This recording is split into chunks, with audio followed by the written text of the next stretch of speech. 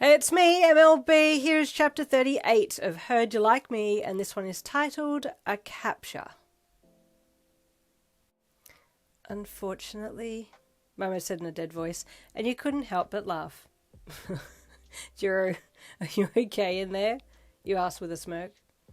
I just want to switch back already, she said, glancing at you holding Jirou's hand. That's not my hand, by the way. Oh, you said quickly, letting go of Jirou's hand, the Jirou that had Momo inside. I really liked that, Momo said in the mind of Jirou, and you cleared your throat. Okay, this is getting out of hand. We need to catch this guy. We can't go in groups because he needs to switch 2 people, so it can only be 1 at a time, you said. Thankfully, I'm back in my own body, so I know how to drive this quirk. Should we tell the hero? Momo, in Jirou's body, asked. Yeah, I think we probably should, you sighed. I guess it might have been better to have him involved. I was just trying to keep the collateral down. Yeah, I get it, Jirou said in Momo's body. Hey, Mina called as she ran over from the back of the removalist truck. Is everyone in their right minds? I mean bodies? I am, you said, but we've got a hybrid still happening here with Momo Jirou. Are you Momo? Mina asked the Jirou-looking person. Jirou nodded. Yep, I'm Momo, she replied. And so you're Jirou? You asked the Momo-looking person.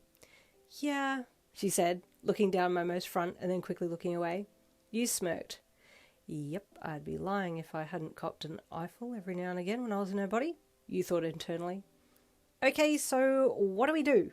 Mina asked. Do you know where the hero is? You asked her. I last saw him carrying some boxes up to the apartments, Mina said. We could wait here till he comes back down again. Yeah, sounds like a plan, you said, because from here I haven't heard that guy at all, so I don't think he can see us. I think he might live in this apartment block, otherwise why else would he be here? Good point, Mina mused. Just then the hero came back and smiled at you all. Is it a lunch break? He joked lightly. Why is everyone standing around? We have a problem, Jirou in Momo's body said. What is it? The hero asked, noting that Momo was looking rather dull, more dull than usual. There's a man with a body-switching quirk in the building, and he switched our bodies out, and now I'm in Jirou's body, and Jirou is in mine, Momo said, pointing across to her own body that she should have been in, but wasn't. I'm sorry, what? The hero asked. They've swapped bodies, he said. I'm still in this same dumpster fire of a body, so don't worry. I wasn't really worried, the hero thought, and you deadpanned. Does mind reader mean anything to you? You deadpanned at him. Oh, sorry, he said, not very apologetically. Charming, you thought. Do we know where this man is? The hero asked. He's either on level 2 or 5, I'm pretty sure. Or he can at least see people on level 5 because that's where we were the second time that we all got switched. Thankfully, I've ended up back as me, so I can at least use my quirk, you said. Okay, Yin, you and I will go up there, the hero said. The rest of you stay here. We should be fine, but in case of emergency, I'll somehow get a signal to you, he said. He turned to you and then headed for the apartment doors. Let's go, he called to you. Okay, you said, throwing the other 3 a glance before you left with him. Don't worry, we'll get you back in your right bodies, you said before leaving. I hope so, because I miss you holding my hand, you heard Jirou think inside Momo's body. I liked you holding my hand, though, you heard Momo think in Jirou's body.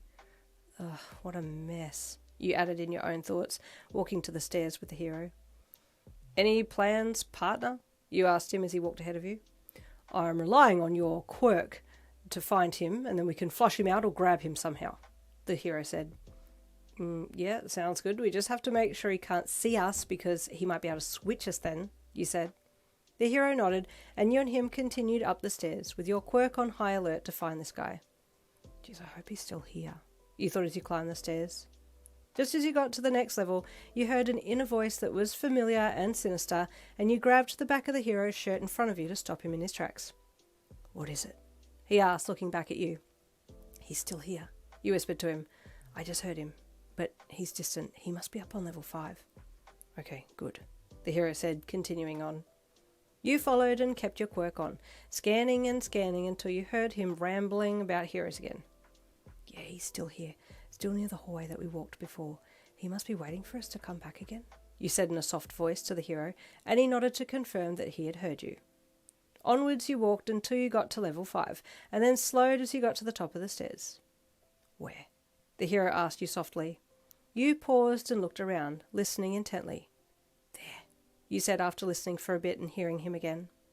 Both you and the hero looked in the direction you were pointing and saw a storage cupboard ahead. Yeah, I honestly think he's inside there, you said to the hero. Is he living there? He was on level 2 in a storage cupboard there before, but he's moved at some point. The hero mused. He doesn't like heroes. He's been rambling about heroes for the longest time now, and he's only quirked us. So we can't just step out in front of him and ask him to come with us. That's not going to work. You said, we need a sneakier way to get him. We can bait him out, the hero said. You were saying he needed 2 people to switch? Yeah, that's my theory. Yeah, you replied. But don't quote me, I could be wrong. Well, technically, I should be able to confront him without you there and nothing happen because he can't switch me with anyone else.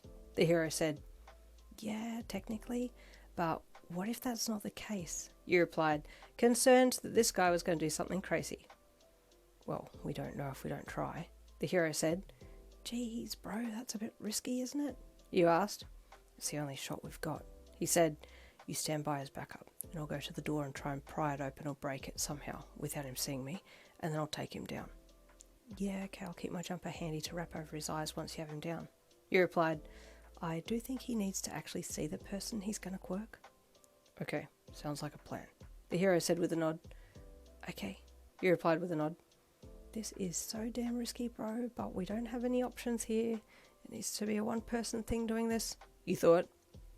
You stayed back while the hero snuck forwards to the storage door and crouched down at the doorknob part and then reached into his back pocket and pulled out a Stanley knife.